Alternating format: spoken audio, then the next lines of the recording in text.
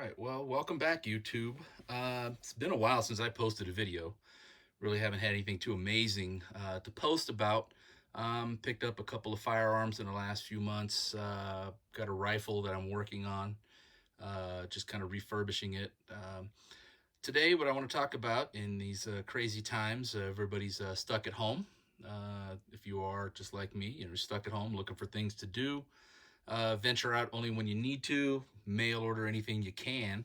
And you know how slow that's getting if you order from major, gun retailers right now. Everything's pretty well, either sold out or, it's taken a little extra time. That 2 day shipping, from Amazon still works pretty good, but everything else, it's a little rough getting things in. If anybody knows me, they know that I'm a fan of Canik, Janik, Yannick's, whatever you want to call them. I have two currently right now. This would be my third that I've owned. My current model right now is the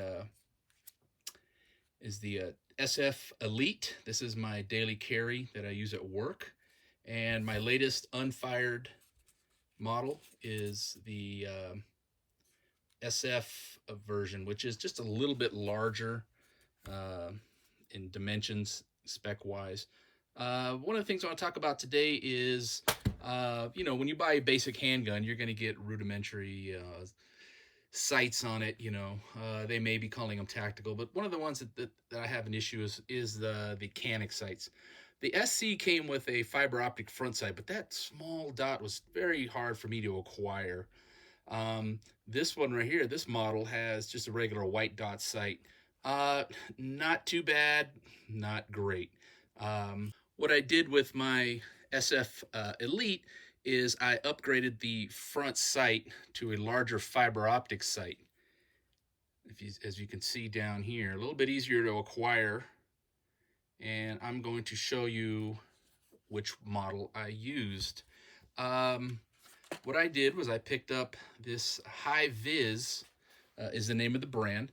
And this is for the S&W, Smith & Wesson M&P models, and it has the dovetail that does fit the front dovetail of a Canik. So if you're kind of curious or ever wondered or would like to upgrade, you can use the S&W M&P S&W 2014 sights, and you can get these on Amazon, and they go for about $21 to $22 shipped. I think it's about. Gun stores, I've seen it, they want $31 up. So this is not a bad deal for $22 to upgrade. What we're going to do is I'm going to go ahead and walk you through the installation, and we're going to go ahead and go from this, as if you can see that, to something like this. With this dot is much more easier to acquire, and you can use red or green, but I've become accustomed to the red dot up front. So, and it does make target acquisition much easier. Okay, let's go ahead and talk about the install. Okay, so for all you safety sallies out there, we're going to go ahead and clear the pistol. I like to do it a few times. Standard disassembly, pull back slightly. All right, squeeze the trigger. It's going to slide apart, okay? We're going to remove the spring and the guide rod and the barrel. Let's go ahead and take this over to the vise. Okay, by no means am I a certified gunsmith. I'm just a dude down here in his basement working on his guns, all right? So don't throw a hissy fit. Usually what I like to do is I like to throw a little bit of oil on, shut up Roomba. I don't know if you've ever had a Roomba, but that thing gets stuck everywhere and anywhere, and it just continues to cry until you go get it. Okay, so what I'm going to use is a small hammer, and I'm going to punch the sight out in this direction right here.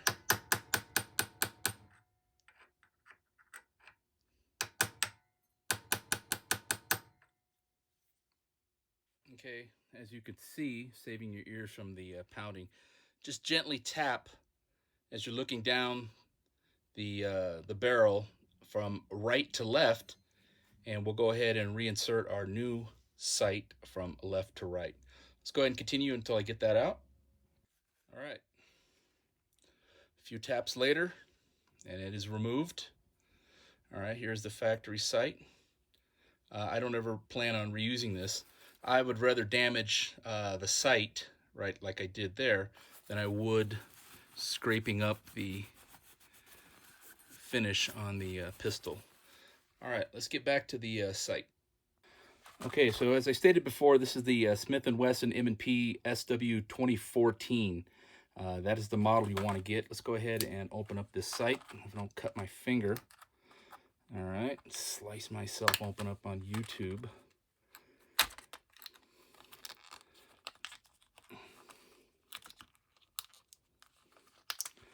All right, so this is what we get for $22. We get this sight, as you can see, lengthwise. All right, far longer. All right, it does catch that light very well. This is the green, of course. I do prefer the red. I'll go ahead and show you how to remove and install the red one. Okay, let's go ahead and get back on to the installation. Okay, so as I stated before, as you're taking the sight out, you want to go from right to left as you're looking down the axis of the pistol. And we want to go ahead and take out the filament. That's just something that I do. It pops out very easy. It's tapered to one direction. And that pops, well, let's get it farther, a little bit out more. It's probably off camera. So use the little tool that's given to you, and of course you see the additional fiber optics. Okay, let's go ahead and put a little bit of oil in there. Work it easy if it's greasy, as we used to say. All right. All right, let's go ahead and tap that in gently.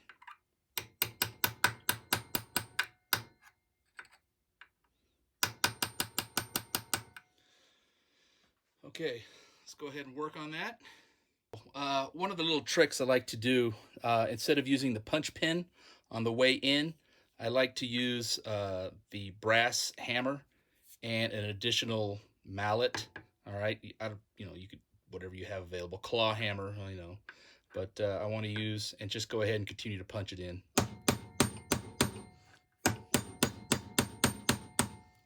All right, let's go ahead and do that. I got to reseat the pistol. Okay, so I got the sight centered in by eyeball. I might have to move it just slightly to the right as you're looking. One thing I found out about this particular model, for some reason, I had better luck coming in. So we pushed out from the right to left, and I had better luck going right to left with the sight. So I don't know if it's just this particular model, but I had better luck. It kind of got stuck about halfway. I backed it out, and then I went in, and I just said, you know what? I came in through this side. Now, I do have a little bit of distortion of the metal here. I'm going to go ahead and file that down, and then go ahead and put a little bluing on there, and we'll see how that works. So let me go ahead and finish up the install. So far, it's looking good. That's just minus the fiber optic here. So let's go ahead and finish that out. Okay, so I have it centered out. Filed a little bit of some of this distortion on the sides right here, but don't panic. I'm gonna go ahead and fix that up. I got to clean it real good, heat it up, put a little bit of bluing on there, and it's gonna look good as new. All right, let's go ahead and take care of that. Okay, so there we go. I put a little bit of bluing on there, got rid of the silver metal that was showing through. Now what I'm going to go ahead and do is place the red fiber optic in there. And that is nothing more than facing it. All right, so you got that little nib tip right there. All right, just go ahead and insert it from the back. And use the little tool. You'll hear it click in. And there we go. Let's put it back together and see what we got. Okay, the pistol has been reassembled. As if you remember, this was the original sight that we took off. Okay, if you ever want to reuse it, I don't know why you would. And this is the new sight that we have installed. All right. As you can see, that's a little bit easier to acquire. The only way to truly know if it's centered is to take it out to the range. But it looks pretty good right there. So look down the bore. There's my shitty eyesight. Okay, so now what we have is we have our two versions with multiple sights. Full size, subcompact. Okay, so they should give you exactly the same sight picture as you're looking down range. So there shouldn't be too much adjustment. Okay, well, if you're curious for your Caniks, that the Smith & Wesson 2014 high-vis sight will work for the front. It's got the same dovetail cutouts, so if you're curious about that and want to upgrade your front sights, this is the way to go. All right, everybody out there, stay safe, wash your hands, all that good stuff, and I'll see you next time. Thanks for watching. Okay, oops.